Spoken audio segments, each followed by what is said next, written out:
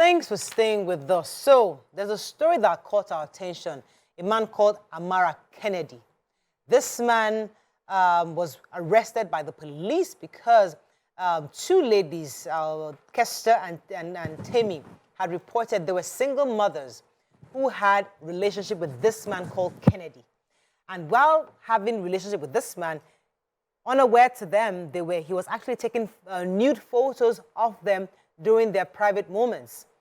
And then after that, he then blackmailed them that he was going to post the photos if they don't pay him money. One of the ladies, Kester, according to this report, paid him $100,000 and he promised to delete. Then she asked if he deleted. He said no, that he needs an extra $40,000, which she paid him again, and he yet still didn't delete. Same thing with Tammy. Tammy had paid $15,000 for the same thing. Anyways, after they arrested him, it was discovered by a human rights group called Black Diamond Support Foundation. They were the one that brought this to the police, and they discovered that 9 widows and 3 single mothers had fallen victims to Kennedy. Kennedy, while reacting to the allegations, said the 2 women collected money from him while their relationship lasted. He said he saved over $600,000 with Kester, but she refused to return the funds while he gave Tammy $400,000. So anyway, this man has been using this woman as some kind of a pawn to collect money. And this is a conversation important because a lot of matured women, single mothers, or widows fall victims to men like this because based on their circumstances, you know, they're trying to find love again after maybe they lost their husband, or maybe they're single, trying to find love. And these men who feel that these women are in need or desperate use them. And because they are so in love, you know, they kind of let their guards down and they let things happen. This man takes pictures. So the conversation is about how do we take care and ensure that we don't fall victim to men like this? What do we do? What can women do? How do we ensure persecution of men like this? Because this guy had the audacity to be telling them that because you have reported me to the police, I will share the news across to everybody. Because initially he only shared it to his Facebook friends, but now he wants to post it out there because he has the nudes. Maybe not. So, you know, there's some, maybe not meet an unfortunate person. Maybe not. It's better in Yoruba. Yeah. There's a way you say it in Yoruba that English doesn't express it well. Maybe not meet an unfortunate person, maybe not meet a wicked person. This man is a wicked person and is an unfortunate person because he has a pattern. He looks for vulnerable women and takes advantage of them. And a lot of single women, mature single women, single mothers, and divorced or widowed are vulnerable. Yeah. And those are his spec. That's his target. He goes for them. He baits them, buys them gifts and pampers them, gives them attention, and then gets them vulnerable. One of the women accused him of being drugged before getting intimate together. So obviously he could get news like that. And I don't even think there's any conversation about those women. The attention should be placed on the man for being a criminal. This man is a criminal. It's not a case of they damaged my reputation. You don't have a reputation. You are a criminal and it should be treated as such. If any human being... He was accusing the women of damaging his reputation. That's because the reports came out from Punch. He did a voice note to the Punch reporter and said, they've not said anything, that he's going to deal with them, that he's going to be sending their nudes to all their friends through Facebook. He's going to publicize their nude pictures everywhere. And all of this because he did not get money. He's accusing them, though, that he saved money with them. The women said he didn't. The women said he just bought them things. So maybe he thought that the money he had invested into nurturing the relationship, he can get it back after. Whatever it is, this man is a criminal, and with speed, he should be arrested and prosecuted. So, yeah, go ahead. Yes, there are 2 parts of this. Okay. The part of the woman falling prey to this, we need to discuss that also, and the men, persecution. So what are your thoughts? So first of all, that's a criminal. Yeah. And this is what they call romance scams. There are different ways. We have those that use online, then we have people like this that get on social media, and as you use the right word, bait women and women who are vulnerable. And really, any woman can fall for this, even if it's a young single girl. But maybe there's some red flags that some people may overlook because they think it's not a big deal. But I guess with red flags, just when you see them, you see them. And I know that women who are in such positions, tend to even be a bit more careful because they understand that they are vulnerable and they understand that there are men out there. So usually women like that would have done many more checks, you know, before they finally open up themselves to someone like that. So this is a man that probably plays the long game, that will be there and just trying in different ways until he breaks down your defenses. That's a criminal, simple and short. I'm happy his picture is out. I hope the police do something about this. If this has been reported, why is he still able to send voice notes and whatever from the comfort of his home? Why is he not behind the bars and crying to God to save him for his bad behavior? This is a dangerous person, you know. Does he work anywhere? Do we know where he works? Do we know anything about his employers? He needs to be called out well, fully. Does he go to a church or a mosque? We need to go there and make sure that they know the sort of person that they have. Does he live in the community? Let them know that it's a dangerous person that lives in their community. Why are we waiting? What are we waiting for? What are we waiting for him to do next? Right. You know, there's a thing where... 9 women. Yes, there's also a thing where women, when they come with issues like that, we tend to just blame them immediately. So I can imagine the police say, you safe. Why did you give them your whatever? That is not the issue right now, because usually when you're in a relationship with someone, pictures like that or videos like that may change because you think you're dealing with someone that you can trust. You're trusting each other. But this is a criminal on the loose, and he should be taken care of, simple and short. Okay, let me hear your thoughts, your initial thoughts on this. Okay, so I'd like to talk about the women. I mean, everything Tope and Miriam have said, completely true.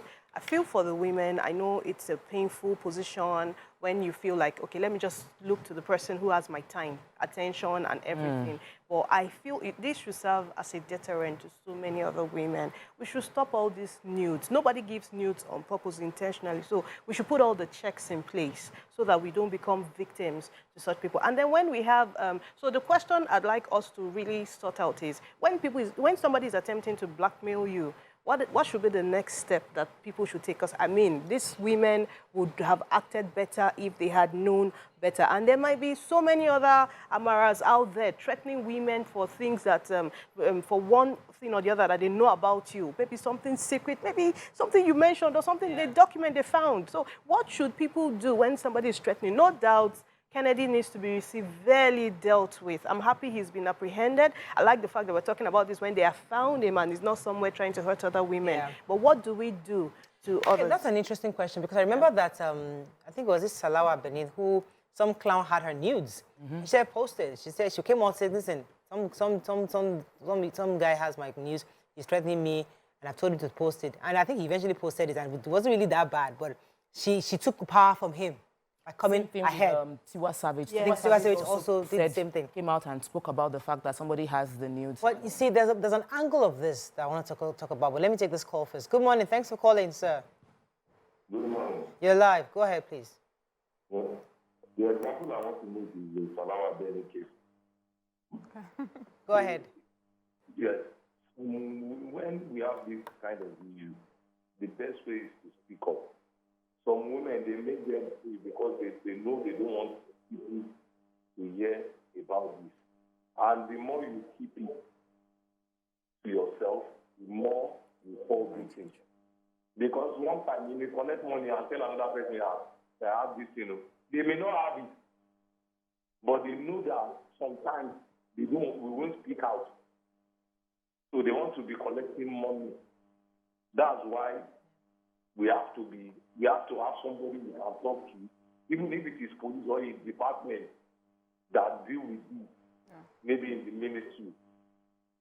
So that. Thank you, Tunde, for your comments. You see, I want us to put ourselves in the shoes of some of these women, because sometimes when these kind of things happen, we always wonder what would make a woman put herself in a situation whereby she's entangled with a man like this. And a man like this is different from a man I want to remarry. Because a man that you want to remarry, you kind of, just like you said, you kind of check to be sure. But sometimes, as a single mother or a single mature person, you have certain physiological needs. Yeah. And you feel that, you know what, anybody who's available, anybody I can get that moment. So you have that spur of, okay, I don't care who it is, in the bar, whatever it is, I'm getting some tonight, and that's it. And then you're moving on to your normal life. But you see, in getting some, because you can't really control when your body's demanding certain things. And because you have that, you fall into a prey like somebody like a Kennedy because maybe it's always available. Just to put yourself in her shoes or the woman that might fall prey to a man like this. We actually there's more information. There's some scenarios where we don't have information. This particular case, this guy has done this to several women and he uses the same template in WhatsApp group meant for single people. Yeah. So that WhatsApp group is a safe place. That you go into the group as a safe, like, I want to meet a responsible man. Okay. I'm learning how to be a responsible single person so I can attract a responsible person. So if I'm meeting somebody on that platform, this is a safe space for me to meet someone that I can have a relationship with. Yeah, right. So for me, the thing is, the man is obviously, there's a criminal element to that part. Then we should also investigate those WhatsApp platforms. Who is the convener of those WhatsApp? Is this man an admin? Is it the one creating the platform and gathering women? Should we start investigating? Because there's a lot of pressure on women who are single by life's like maybe you're divorced or life happened to you, you're widowed, circumstances happen to you. We still put them under pressure, like, what are you doing? What are you doing? If you marry, they say, why you marry? You know, marry as a widower, they say, you know, green marriage, you know, move on with her life. So a lot of women now seek knowledge by getting coached or going into one platform where I can share my vulnerability and someone else is there taking advantage of their vulnerability. I agree with you. I agree with you. That's in this situation. But let me come to Ronke in a moment. In hypothetically speaking, where you're not in a WhatsApp group, where a lot of women fall into that trap, where you go to the bar that night and you just feel like you want to have that need met. So they can be critical when it's somebody they want to date, but it's sometimes those one night things that somebody takes a picture of you and you're unaware, you let your guards down, and somebody takes a picture of you and then puts it on social media and then blackmails you on it. So there are instances where women don't plan it, but it just so happened that they get entangled. So what can we do to ensure that women don't fall prey to this kind of men? So I would start by saying, now, single women, maybe widows, women who fall into this category, it's important they know that there are men that have them as spec. It's been established that there's some men that are looking for this kind of women, so everybody should know. And then I feel, as little as it may be, we should have some minimal level of standard to keep everybody safe, because this is just one of the few things. What if such men actually end their lives? What if their lives go for it? So I feel we should have some kind of standard, and people should have, people should open up. So don't let somebody else take advantage of the fact that you're quiet. People who are conservative, they usually fall victim of such things. So as much as possible, let's open up. I like that. Yeah. You know? Yeah, go ahead, ma'am. Yeah, so I was going to say that that scenario you painted, it's a possibility, but it's even less likely to happen. It's a one-night stand, because with that, somehow you have at the back of your mind, you're unlikely to allow someone you're just meeting for just a few minutes to take a picture of you. The people that get caught up in this are those who find themselves, they are deceived into thinking they're in a strong relationship. This person I mentioned earlier is playing the long game. This is a person that would likely date you for months. Will start with telling you nice things, be very... to earn your trust. Earn your trust, do everything to earn your trust. People like that are likely to have watched you and stalked you long enough to understand your pattern, so that when they come for you, you're thinking, oh my God, it ticks all my boxes. But this is this is a thief, this is a scammer that is out to meet, to destroy you from the beginning. It's just like even robbers or something that attack businesses or attack homes. They have been, watching the place for a while. And if they attack it, people, it would be unfair to say to people, oh, but why didn't you do this? Or why didn't you set an alarm? Or why didn't you, no matter what you would have set, no matter what your defenses were, you put down, if someone has decided to put you right in their sights and watch you and wait for the day that they can grab you, that's what is happening. So they can't that's really why always... in this case, this is a wicked person. This is a criminal. This is someone that is watching women, because he got on a group. So he has targeted those sort of women. Based on the conversations they have in the group. Listening to what they want. Probably they're saying, I want a man who is this. And he goes to them and says, I'm that sort of person. I tick these boxes. So you become, and there's the safety that sort of group gives you. Okay, if he's coming on this platform, then he must have been vetted by the person that put this platform together. So these are the people that are more likely to be vulnerable to people like this. But the one-night stands, the I just met you, it takes a while before you allow someone to have pictures of yourself. I agree with you. But there are times that you're under the influence. Just let go. But another thing that I think we should do is... I have to go on a break. Stay with us, we'll be right back.